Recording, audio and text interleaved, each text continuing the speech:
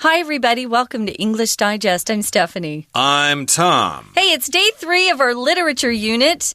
We're focusing on the novel Holes, a book, I should say, that's directed or written for teenagers, you could say. Our author that we are spending some time talking about is Louis Sachar.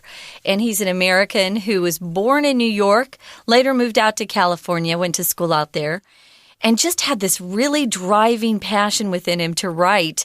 But sometimes, you can't make a lot of money writing books if people aren't buying your books or don't know about you. So he kind of took a long career detour into law school, and then suddenly people were buying his stuff, and he got to just focus exclusively on writing. Indeed. So he kissed his law career goodbye and hasn't looked back since. He is now a very successful author of children's novels. Good for him. And we're talking about the novel Holes, which is the one that made him famous way back in 1998. That's actually ancient history. Yeah. Back in the 20th century. Some people were actually living back then. But in any case, here we are going to talk about some of the themes and ideas in this book and why you might enjoy reading it yourself. I might check it out myself or recommend it for other young readers or students of English as another language. So let's get to it, everybody. Let's read the entire contents of our lesson right now.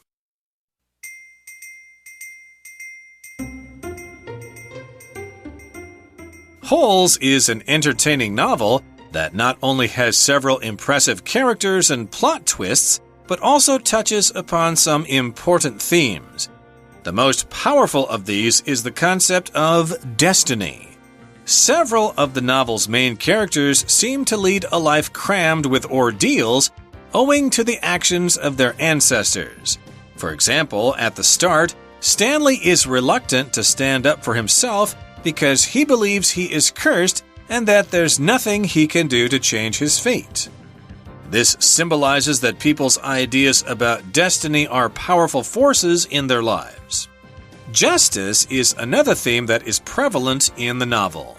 The plot stretches over several centuries and involves many characters who have never met each other. However, by the end of the novel, things are pieced together nicely, and everyone, whether dead or alive, seems to receive the justice they deserve. Interestingly, it is not the legal system that grants everyone justice. Instead, wrongs seem to be corrected by a force of truth and righteousness in the universe. A good example of this is Sam, who is killed because of racism. Although he never receives justice in court, nature avenges him by drying up the lake, therefore punishing the townspeople who took his life. The idea that friendship can transform our lives is also presented in Holes. At the start of the book, Stanley doesn't have any friends. He's been bullied before and doesn't think others will accept him. Then he meets Zero, a quiet but smart boy with similar issues. Over time, their bond thickens, and they make great sacrifices for each other. This, in turn, breaks Stanley's family curse. The novel seems to suggest that loyalty and kindness will eventually reap rewards. Okay, guys, so let's just dive in, get started here on the first sentence.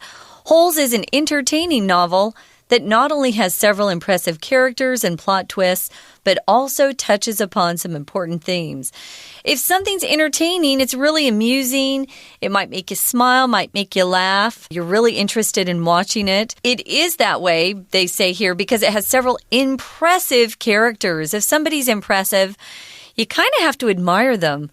You think it's kind of cool what they're doing. Maybe you have some impressive talents that, you like showing off, but they've got some impressive characters. And also, there's some plot twists in this novel. if there's a plot twist, it means something surprising happens at a certain point in the novel, and it goes in a different direction than you were expecting it to go in. Maybe someone turns out to be bad that you thought was good, or vice versa. But also, the book touches upon some important themes. So if touches upon just means it mentions, it brings those things up. I wanted to mention, too, there's a pattern we're using in this first sentence that's very popular in Taiwan, which is not only, but also. Please be careful and not overuse this pattern. It seems to be the most popular grammar pattern in the whole country. And sometimes I see it way too much. Well, be nice there because I guess it's one of those English patterns that is easy for local people to understand. So when they get a chance to use it, it makes them feel like they're really speaking good English. Not only, but also. Only use it once in one piece of writing. Don't use it more than that. Yes, use it in moderation. Yeah. But in any case here, yes, it's an entertaining novel. It has impressive characters and these plot twists, things you don't expect. Yeah. But then it kind of touches on these other themes, mentions them in passing, doesn't spend too much time on them, but also mentions them. And the most powerful of these plot twists and these themes that the book touches on is the concept of destiny. Destiny is what's going to happen at the end, and usually we think your destiny is something that has been determined ahead of time by some powerful force, maybe God or something, or some powers of the universe. We all kind of think, hey, my meeting you here was destiny. We were meant to meet here together today. We were meant to be together. You are my destiny. Several of the novel's main characters seem to lead a life crammed with ordeals owing to the actions of their ancestors. So if you cram something with something else, it means you're trying to force something into kind of a small space. Perhaps you're going on a trip and you take out your suitcase and you cram it full of clothes. Or maybe your room is crammed full of books or video games or something else. Here, it's crammed full of ordeals. An ordeal is a painful, difficult situation that sometimes you have to go through in life. We'll often say, I have to face an ordeal, or I survived this horrible ordeal. Maybe you've had a tough time paying your taxes. Sometimes we'll joke about some of these things that aren't too serious, like paying taxes, and say, oh, it was an ordeal. Or maybe you had a bad date. That can be an ordeal. Now, if you've had to deal with these things because of your ancestors are people in your family that were born before you, that lived before you were born. Some of them may still be alive, but some have probably passed away, like your great-great-great-grandfather. Indeed, and yes, indeed, we do have ancestors who are pretty much all dead now, but sometimes our ancestors did things that might influence what is happening today, and we might be cursed by our ancestors, and we have to fulfill some kind of destiny because of what they did. Now, for example, at the start, or at the beginning, Stanley is reluctant to stand up for himself because he believes he is cursed and that there's nothing he can do to change his fate. He cannot change his destiny. So, yes, indeed, he doesn't want to stand up for himself. If you stand up for yourself, you basically don't let other people push you around. Yeah. When something goes wrong and it's somebody else's fault, you say, hey, it's your fault and you should pay the price for doing that, not me. But he's reluctant to do that. If somebody bullies him or blames him for something, he kind of says, oh, well, okay, I'm guilty even though I didn't do it, but it's my destiny. I'm always going to fail. So he's reluctant to stand up for himself. If you're reluctant, that means you're just unwilling to do something. You hesitate. You just don't want to do it. When I asked Mindy out for a date, she really didn't want to go out with me. She was reluctant to say yes.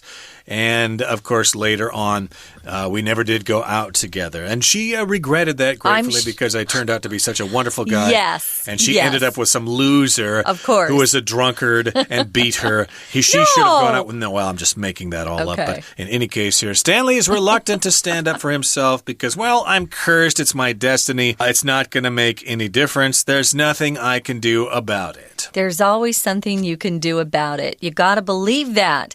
Now, this symbolizes that people's ideas about destiny are powerful forces in their lives. This is true. Now, if something is symbolic of something else or is symbolizing that something is this case, it just means it's representing it. So this symbolizes that people's ideas about destiny are really, really powerful. So be careful about how you think about destiny. Remember, we always can choose our path. Sometimes it's going to be harder because of things other people did before us, or maybe of your family circumstances, but you can always change things if you work hard. So to symbolize something means to represent some sort of idea or something else. We always use kind of the example that flowers and chocolate and red hearts symbolize romantic love. That's an example. Yeah, I guess they do. So this all symbolizes or represents that people's ideas about destiny are indeed very powerful, and it's hard to change your life if you believe in that stuff.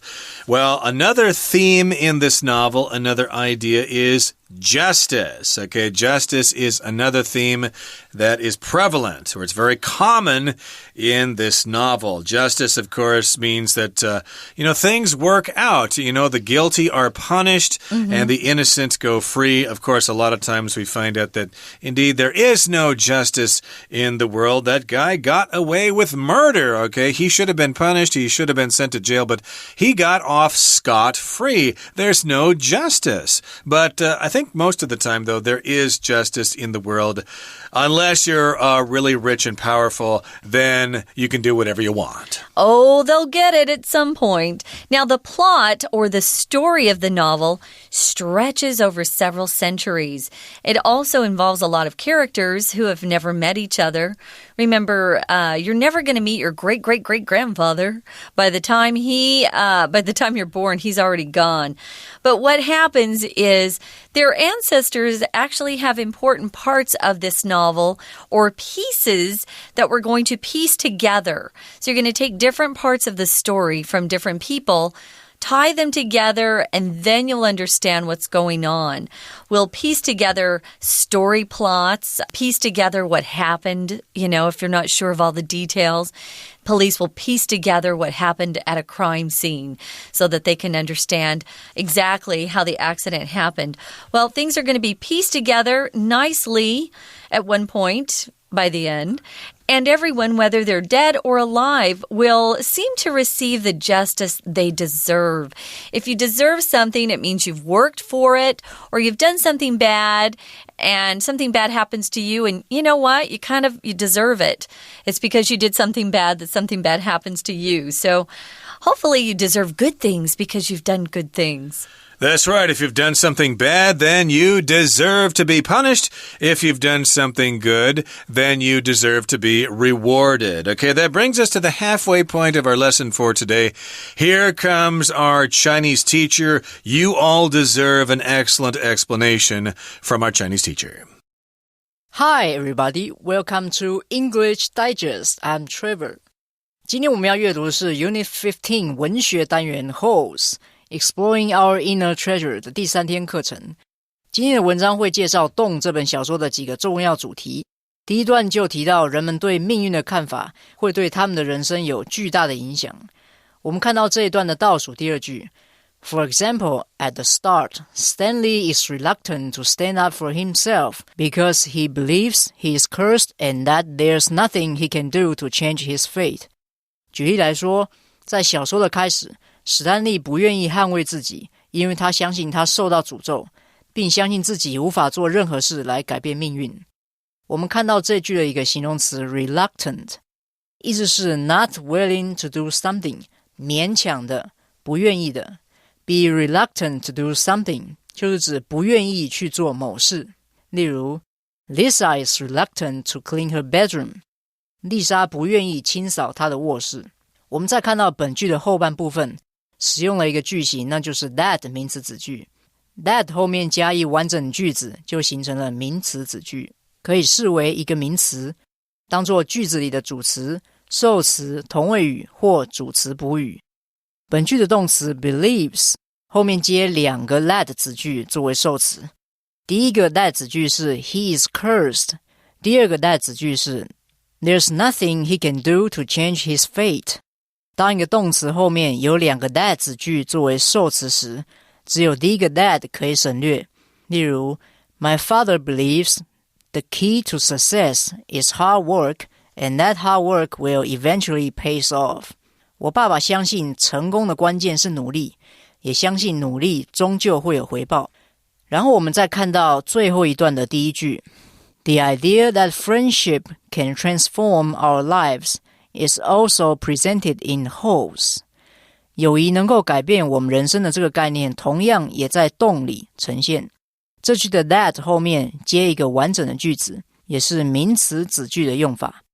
不过在本句 that 名词子句是作为 the idea 的同位语，也就是 the idea 就等于 that 子句。例如 The thought that the country is on the brink of a war has caused people to panic。 国家将会有战争发生的想法已经造成人们惊慌。 We're going to take a quick break. Stay tuned. We'll be right back.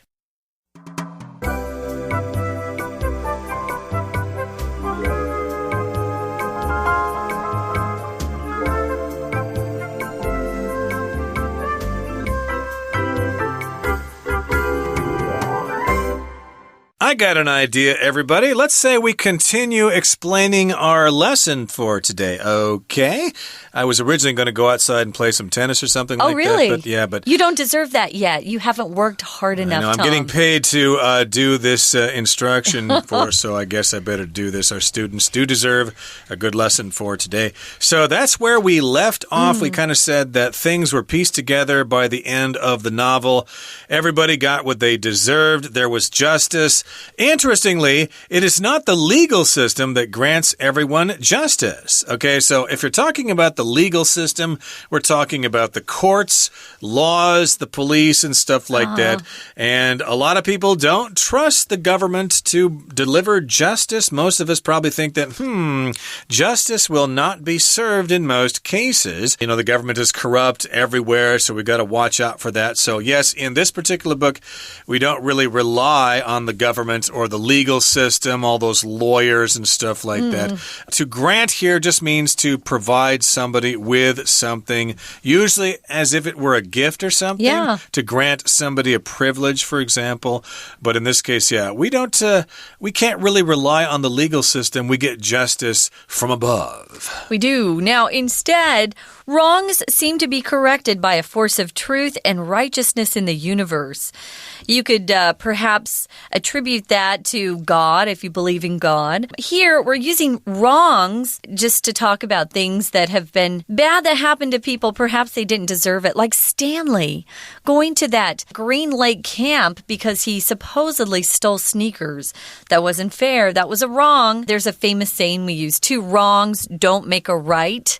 So sometimes if something bad happens to you and you want to, get back at them, you hit them or do something bad, but that doesn't make it right. So 2 wrongs don't make a right. Don't try to get revenge. Now, sometimes the universe will just take care of everything, and eventually those bad people will be punished and the good people will be rewarded in some way. Let's look at the next sentence. A good example of this, remember, is Sam, who is killed because of racism. Racism is when people have a hatred for another group of people just based on their skin or what group of ethnicity they are. So that's wrong. He was killed because he was black, and remember, Catherine, his girlfriend, was white. Yeah, that's a little problem for me, though, because I guess this is the only person to have died in this book, and it seems like it's always the black guy who gets to die. If you watch Hollywood movies and stuff like that, it seems like they always kill the black guy. So, yes, indeed, this is a little bit of a problem here. So, we're talking about sort of overall truth or justice in the universe. So, yeah, this might be justice in a more abstract sense. It says, although he never receives justice in court, his killers are not caught or whatever, they get off scot-free. Nature avenges him by drying up the lake. So nature kind of says, okay, you killed him just because he's in love with a white woman, therefore I'm going to dry up your lake. That means you take away the water from a lake or a pond or a river or something, and this therefore punished the townspeople who took his life. Remember, they probably took him out and maybe lynched him as they did down south in the past, or they murdered him some other way, but he did die, and I guess nature kind of avenged his death. That's right. So that's kind of how the universe, made things more fair, gave justice to Sam. That's one of the examples. Now, the third paragraph starts by saying the idea that friendship can transform lives is also presented in wholes. That's an important lesson, especially for kids. Typically, teenagers have a hard time. Going through that period of life is always difficult. Even if you're cool, it can be hard sometimes. And you need friends. Now, at the start of the book, Stanley doesn't have any friends. He's been bullied before and doesn't think others will accept him. If you bully someone, you're someone who is stronger, more powerful, maybe more popular, and you treat people that aren't quite as strong or popular badly because you can, which is horrible. But it happens today. Happens in schools everywhere. It happened when I was growing up, too. Yeah, it's usually only referring to this in schools. So it doesn't really happen in offices and things. No, you're an adult by then. But you can still be bullied as an adult. Yeah, I mean, you technically can. Usually happens between kids, though. Yeah, if we hear about bullying, it's usually in school or something. A big kid there. He's kind of dumb, but he's big and strong, and he picks on the younger kids. He's mean. Takes their lunch money away, punches them, stuff like that. So, and then there's psychological bullying as well. It's not just the boys who do it, the girls do it too. And again, he doesn't think other people will accept him. Remember, he's kind of accepting his fate. He's accepting destiny. My family's cursed, There's nothing I can really do about it, so I just might as well not even try. Well, then he meets somebody by the name of Zero, and he's a quiet but smart boy with similar issues. So here, issues just refers to problems. So Zero probably lacks self-confidence or self-esteem. He's probably been bullied, and he doesn't stand up for himself and stuff. So they kind of relate to each other. They really do. That's kind of nice for him to find that friend. If you have a bond with somebody, it means you have things in common that kind of tie you together. So here we're saying their bond thickens or strengthens the ties between them, and they make great sacrifices for each other. Those are the best kind of friends who will be loyal and actually sacrifice for you. This in turn breaks Stanley's family curse, which is great. This in turn means after this happens, then something else follows. So this in turn breaks Stanley's family curse. To have that kind of friendship probably also brings justice into little Stanley's life, I would say. Yep, indeed. Do remember the summary of the novel. There was some kind of curse because of Stanley's great-great-grandfather, Elia. He failed to fulfill a promise to Madame Zeroni, who was probably some kind of gypsy fortune teller or something like that. But because of Stanley, the new Stanley, the young Stanley, his relationship with Zero, hey, this family curse has been lifted, and in the afterlife, maybe Madame Zamboni or whatever her name was. Zeroni, yeah. Zamboni is actually a device that makes ice on an ice rink. But in any case here, yeah, maybe in the afterworld, they finally decided to mend fences. Everything is okay. They have decided to, become friends and stop their quarrel. And so this, of course, in turn, as a result, stops that curse of the family, and Stanley can go on to live an outstanding life as a wonderful member of society. He can probably even find a girlfriend and have kids just like everybody else. Now, the last sentence in this particular unit says, the novel seems to suggest that loyalty and kindness will eventually reap rewards. If you're loyal to somebody, it means you have their back. You always support them if they're attacked or other people treat them unfairly. You stand up and say, hey, that's not right. And if they tell you secrets, you never share them. Loyal friends are worth everything, I think. Loyalty, of course, is the noun form of the adjective loyal, to be loyal to someone. If you reap rewards, it means that's what you harvest, or that's what comes back to you because you're loyal. So hopefully, Stanley will continue to do well. Of course, this is just a novel, but we hope that just by going through this novel and learning about some of these kids' life, it will help those who are reading too. Indeed. So you all ought to pick up a copy of this, and it will help your reading comprehension immensely. Okay, that brings us to the end of our lesson for today. Here comes our Chinese teacher. 文章的第二段提到说，在小说里面呢，人们所应得的正义并非是法庭所赋予的，而是在冥冥之中会有一股力量让他们的正义获得伸张。我们看到这一段的倒数第三句 Instead, wrongs seem to be corrected by a force of truth and righteousness in the universe. 反之，错误仿佛是被存在世间的一股真相和公正的力量所校正过来的。副词 instead 是反而、代替的意思，用来说明某件事没有发生，另一件事反而发生了。例如Linda didn't make an excuse for being late. Instead, she admitted it and apologized to us. 琳达没有为迟到找借口，她反而承认这件事并向我们道歉。而另一个常见的片语 instead of 是取而代之而不是的意思，常常可以和 instead 的句型互换。例如刚刚那一句，我们可以替换成Instead of making an excuse for being late, Linda admitted it and apologized to us. 琳达承认她迟到，并向我们道歉，而不是为迟到找借口。最后我们看到文章的第三段，这一段说明在小说中真挚的友情能够改变一个人原本困顿的人生。我们看到这一段的最后一句 The novel seems to suggest that loyalty and kindness will eventually reap rewards. 这本小说似乎暗示忠诚和仁慈终究会获得报偿。